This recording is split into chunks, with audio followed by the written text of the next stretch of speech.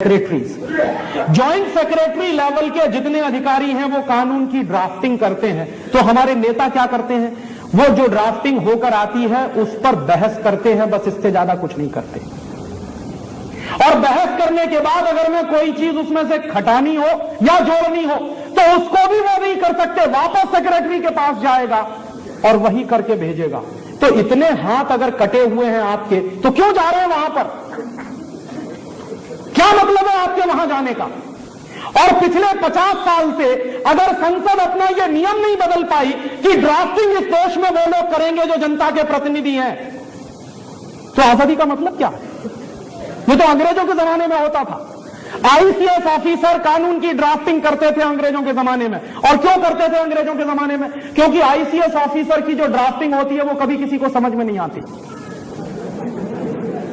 इसलिए वो बनाया करते थे। आज भी वही होता। और दुर्भाग्य से मैं आपको बताऊं कि इसमें हंसिएगा मत, हिंदुस्तान की संसद में बैठने वाले अधिकांश और बहुतांश लोग समझते नहीं कि वो कानून क्या है जिस पर वो बहस कर रहे हैं।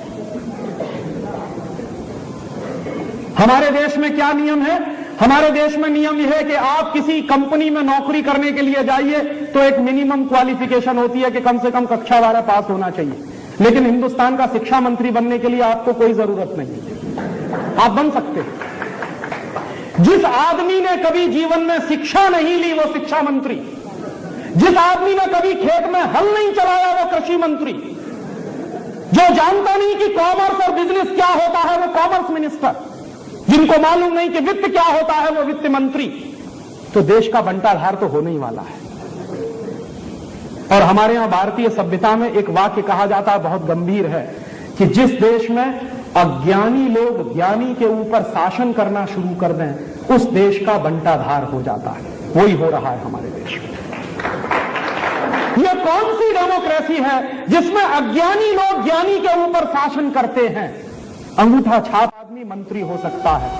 एक तरफ आप कह सकते हैं कि यह डेमोक्रेसी की बलिहारी है, दूसरी तरफ मैं देख रहा हूं कि देश डूब रहा है इसी। उसको हम डेमोक्रेसी की बलिहारी मारेंगे, देश डूबने को माने। और तब आप कहते हैं कि आपने चुनकर क्यों भेजा उसको? तो मेरे मन में हमेशा प्रश्न ये आता है कि मेरे सामने जब 10 चोर खड़े हुए हैं तो मैं क्या चुनूं?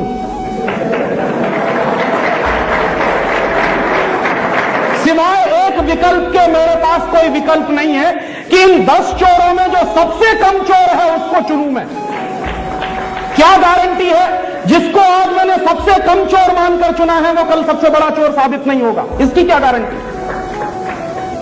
और दुर्भाग्य से जिसको आप डेमोक्रेसी कहते हैं वो डेमोक्रेसी में आपको कुछ नहीं मिला है सिवाय इसके कि आप आंख बंद करके वोट डालिए।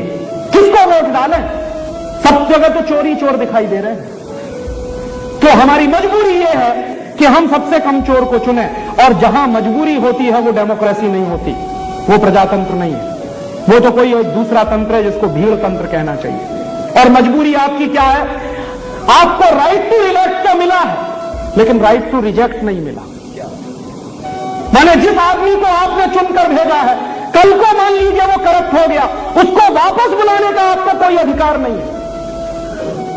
तो जिस व्यवस्था में किसी करप्ट आदमी को वापस बुलाने का अधिकार नहीं है वो व्यवस्था तो दुनिया की सबसे रद्दी व्यवस्था है। और आज यही होता है, बड़े बड़े मुख्यमंत्री, बड़े बड़े मंत्री बड़े बड़े घोटाले करते हैं लेकिन उनको आप वापस नहीं बुला सकते क्योंकि आपको कोई अधिकार नहीं है। और ये अधिकार आपको कब मिलता है? जब 5 साल पूरे हो जाते हैं। और मैं आपसे कहूं कि आपके घर में मान लीजिए कोई नौकर आपने रखा, उस नौकर ने घोटाला किया, घर के करोड़ों रुपए लेकर भाग गया, लाखों रुपए लेकर भाग गया, तो उस नौकर को आप 5 साल तक इसलिए बर्दाश्त करेंगे कि उसको वापस बुलाने का अधिकार नहीं है आपको। आप तुरंत काम कर उसको घर के बाहर कर देंगे। तो यह व्यवस्था संसद में क्यों नहीं है कि जब बड़े बड़े घोटालेबाज मंत्री वहां बैठे रहते हैं? इसलिए क्योंकि 5 साल पूरे नहीं हुए हैं। तो 5 साल तक हम उनका घोटाला बर्दाश्त करते रहे? मैंने उनको खुली छूट है 5 साल तक घोटाले करने की। तो ये व्यवस्था कैसी है फिर? इसको डेमोक्रेसी क्यों?